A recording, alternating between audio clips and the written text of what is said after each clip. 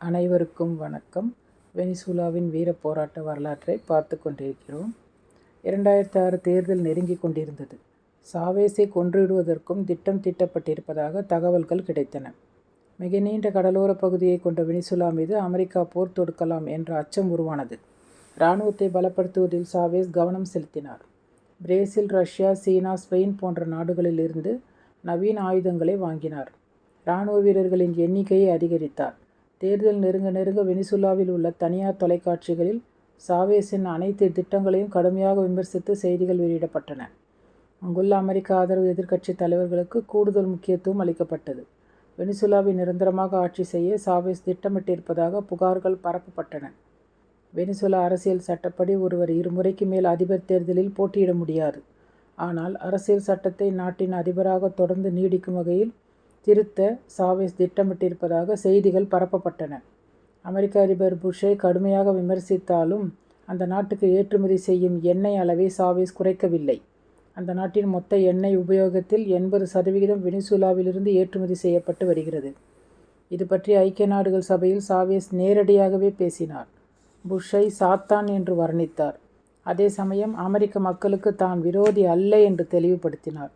அமெரிக்க நகரங்களின் புறநகர் பகுதிகளில் வசிக்கும் ஏழை மக்களின் நிலையை அவர் அம்பலப்படுத்தினார்.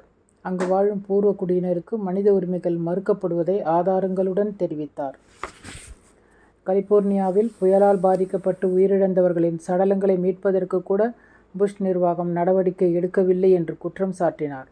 அங்கு மருத்துவ வசதிக்காக மருத்துவர்களை அனுப்ப விருப்பம் தெரிவித்த அவர் பாதிக்கப்பட்ட மக்களுக்கு விநியோகிக்க தொண்டு நிறுவனங்கள் மூலம் எண்ணெய் மற்றும் உணவுப் பொருட்களை இலவசமாக வழங்கினார். மனித நேயத்தை வெளிப்படுத்திய அவர் அமெரிக்காவின் போர் வெறியையும் நுகர்வு கலாச்சாரத்தையும் கடுமையாக கண்டித்தார். இதை ஏற்க முடியாது என நிராகரிக்க வழியில்லாததால் அனுமதிக்க வேண்டிய நிர்பந்தம் அமெரிக்காவுக்கு ஏற்பட்டது. ஆனால் ஐநா சபையில் தன்னை அவமானப்படுத்தி விட்டதால் புஷ் ஆவேசமடைந்தார். இந்த நிலையில்தான் தனது உயிருக்கு ஆபத்து ஏற்பட்டால் அதற்கு அமெரிக்காவே பொறுப்பு என்று சாவேஸ் பகிரங்கமாக குற்றம் சாட்டினார். சாவேஸின் மனிதாபிமானம் குறித்து டிம் ஜியாகோ என்பவர் எழுதிய கட்டுரையை இந்த இடத்தில் படித்தால் பொருத்தமாக இருக்கும். 21ஆம் நூற்றாண்டுக்கான சோஷலிசம் என்ற தலைப்பில் அவர் எழுதிய அந்த கட்டுரையில் அமெரிக்காவின் அரக்க குணத்தையும் வெனிசுலாவின் மனிதாபிமானமும் படப்பிடிக்கப்பட்டிருப்பதை உணர முடியும். அமெரிக்காவில் வாழும் ஏழைகள் மற்றும் பூர்வீக குடிமக்களுக்கு உதவும் வண்ணம் வெனிசுலா அதிபர் சாவேஸுக்கு எப்படி வந்தது? டிம் ஜியாகோ என்ற கட்டுரையாளர் தனது கட்டுரை ஒன்றில் இப்படி வினா எழுப்பியிருந்தார். அமெரிக்க அதிபர் புஷ் ஒரு யுத்த குற்றவாளி, அவர் ஒரு சாத்தான் என்று ஐநா சபையிலேயே புஷ்ஷை கிண்டலடித்தவர் சாவேஸ். ஆனால் நியூயார்க், வாஷிங்டன், கலிபோர்னியா உள்ளிட்ட அமெரிக்க நகரங்களின் வீதிகளில் நடக்கும்போது அந்த மக்களை கேளுங்கள், தாங்கள் அமைதியை விரும்புவதாக கூறுவார்கள் என்று தனது உரையை முடித்திருப்பார். சாவேஸை அமெரிக்க எதிர்ப்பாளராக சித்தரிக்க முயற்சி செய்யும் அந்த நாட்டு ஊடகங்கள் அவருடைய புஷ் எதிர்ப்பு பேச்சுக்களை மட்டுமே பெரிதுபடுத்துகின்றன. ஆப்கானிஸ்தான், ஈராக் உள்ளிட்ட நாடுகளில் அமெரிக்காவின் யுத்த வெறியை கண்டித்து சாவேஸ் முழக்க முடிவதை மட்டுமே அவை வெளியிடுகின்றன. அதை தாண்டி அமெரிக்க மக்கள் மீது அவர் காட்டும் பரிவை அந்த ஊடகங்கள் கண்டுகொள்வதில்லை. அமெரிக்காவில் வாழும் குறைந்த வருவாய் பெறும் மக்களுக்காக எண்ணெய் விலையை குறைத்து உதவும்படி அந்த நாட்டு நாடாளுமன்ற உறுப்பினர்கள் ஒருமுறை வேண்டுகோள் விடுத்தனர். ஆனால் அவர்களது வேண்டுகோளை எந்த ஒரு எண்ணெய் நிறுவனமும் கண்டுகொள்ளவில்லை. அதே சமயம் வெனிசுலா அரசுக்கு சொந்தமான சிட்கோ என்ற எண்ணெய் நிறுவனம்தான் குறைந்த விலையில் எண்ணெய் வழங்க முன்வந்தது. குறைந்த வருவாய் எரிசக்திக்கான உதவி திட்டங்களை சமீப காலமாக அமெரிக்க அரசு வெட்டிவிட்டது. இதன் காரணமாக அங்கு வசிக்கும் பூர்வீக மக்கள் கடுமையான சிரமத்திற்கு ஆளாகி இருக்கின்றனர். உயிர் வாழும் பிரச்சனையாக மாறும்போது பூர்வீக குடிமக்கள் கிடைத்த உதவியை பற்றி கொள்ள தயாராகி விடுகின்றனர். அமெரிக்காவின் பிரதான எண்ணெய் நிறுவனங்களான எக்ஸான் உள்ளிட்டவை மக்கள் நலன் குறித்து அக்கறை செலுத்த முன்வரவில்லை. அவற்றுக்கு லாபம் ஒன்றுதான் குறிக்கோள். இப்படிப்பட்ட நிறுவனங்கள் மத்தியில் பூர்வீக குடிமக்கள் சாவேஸையும் சிட்கோ எண்ணெய் நிறுவனத்தையும் ஆபத்தில் கை கொடுக்கும் தோழர்களாக கருதுவதில் என்ன தவறு இருக்கிறது? வறுமையில் சிக்கி தவிக்கும் 3ஆம் உலக நாடுகளில் ஒன்றாக இருந்த வெனிசுலாவில் தற்போதுதான் புரட்சிகர மாற்றங்கள் நிகழ்ந்து வருகின்றன.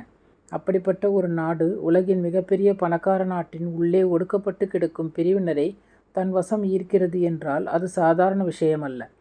வெனிசுலாவில் எதிர்க்கட்சியினர் சிலர் அந்த நாட்டின் பொருளாதாரத்தை சாவேஸ் சீர்குலைப்பதாக கூறினாலும் அமெரிக்காவில் உள்ள கருப்பு நிறத்தை சேர்ந்த அறிவுஜீவிகள் கருப்பர்களுக்காக ஆதரவு கரம் நீட்டும் சாவேஸை நேசிக்கிறார்கள் என சவுத் புளோரிடா சன் சென்டினல் என்ற பத்திரிகை எழுதியுள்ளது. அந்த பத்திரிகை குறிப்பிட்டுள்ள சிலர் நடுத்தர மற்றும் மேல்தட்டு பிரிவை சேர்ந்தவர்கள். கடந்த அதிபர் தேர்தலில் வெனிசுலா வரலாற்றிலேயே மிக கூடுதலான வாக்குகளை பெற்று வென்றவர் சாவேஸ் என்பதை இங்கே நினைவில் கொள்வது சரியாக இருக்கும்.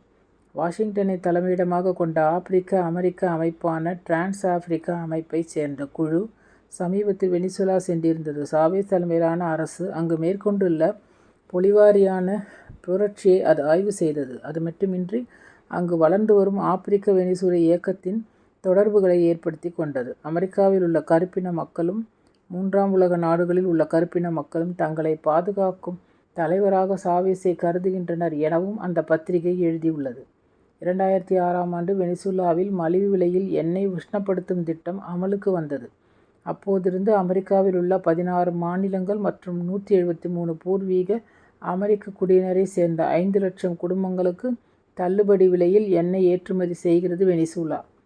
கேத்தரீனா புயல் தாக்கிய போது நியூ ஆர்லியன்ஸ் மாநிலத்தில் ஏற்பட்ட பாதிப்புகள் உலகம் முழுவதும் நாறி நாற்றம் எடுத்தது. தனது சொந்த குடிமக்களை பாதுகாக்க கூட அமெரிக்க நிர்வாகம் தயாராக இல்லை என்பது அம்பலமானது. அந்த புயலால் பாதிக்கப்பட்ட மக்களுக்காக 25 லட்சம் பேரல்கள் எண்ணெயை இலவசமாக அனுப்பியது வெனிசுலா. இத்தகைய நடவடிக்கைகள் வெனிசுலாவின் ஜனநாயக புரட்சியின் அங்கமாக கருதப்படுகின்றன. சமூக நீதியை அடிப்படையாக கொண்ட இந்த அமைப்பை 21ஆம் நூற்றாண்டுக்கான சோஷலிசம் என வர்ணிக்கிறார் அமெரிக்காவுக்கான வெனிசுலா தூதர் பெர்னார்டோ அல்வாரெஸ். 2005ஆம் ஆண்டு வெனிசுலாவின் வறுமை 40% இருந்தது. 2006ஆம் ஆண்டு அது 30% குறைந்துள்ளது என உலக வங்கி தெரிவித்துள்ளது. வெனிசுலாவின் புரட்சிகர நடவடிக்கைகள் அனைத்தும் ஏழ்மையில் வாடும் பெரும்பான்மை மக்களுடைய பங்களிப்புடன் நடைபெறுவதுதான் முக்கியமான அம்சமாகும்.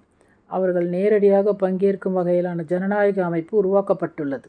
4000 பேருக்கு ஒரு குழு என்ற வகையில் இவை அரசின் திட்டங்களை நேரடியாகவும் நேர்மையாகவும் அமல்படுத்துகின்றன. நியூ ஆர்லியன்ஸ் மாநிலத்தை கேத்ரினா புயல் தாக்கிய பின்னர் அங்கு மக்கள் வாழ்க்கை சீரழிந்துவிட்டது.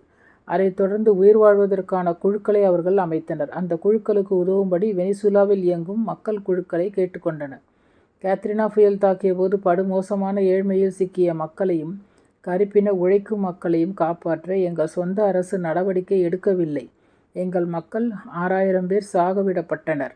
லட்சக்கணக்கான மக்கள் நாஜிக்களின் படுகொலை முகாம்களை நிகர்த்த முகாம்களில் தங்க வைக்கப்பட்டுள்ளனர். அவர்களுடைய குடியிருப்புகளை சீரமைக்க கூட அரசு முன்வரவில்லை என்று அமெரிக்க குழுவினர் அறிக்கை வெளியிட்டனர். இந்த அறிக்கையை தொடர்ந்து அமெரிக்காவின் நியூ ஆர்லியன்ஸ் மாநிலத்தில் வாழும் கருப்பின மக்களுக்காக மட்டுமின்றி உலகம் முழுவதும் உள்ள கருப்பின மக்களுக்காக வெனிசுலா மக்கள் தங்கள் இதயபூர்வமான ஆதரவை தெரிவித்தனர். நியூ ஆர்லியன்ஸ் மாநிலத்தில் ஏழை மக்களை ஒன்று திரட்டும் பணிக்காக 25 நிபுணர்களை வெனிசுலா அரசு அனுப்பியது. அங்கிருந்து 25 அமைப்பாளர்களை அழைத்து வெனிசுலாவின் மக்கள் குழுக்கள் செயல்படும் விதத்தை ஆய்வு செய்யவும் அனுமதித்தது. மாதிரி மக்கள் குழு ஒன்றை கட்டி அதை போல அமெரிக்க அரசும் கட்ட வேண்டும் என கோரும்படி யோசனை தெரிவித்தது. ஆனால் குடியிருப்பு வசதிகளையோ விலக்கு வசதிகளையோ செய்து கொள்வதற்கு ஏற்ற வகையில் மக்கள் குழுக்களை கட்டுவதற்கு அமெரிக்க அரசு உதவவில்லை.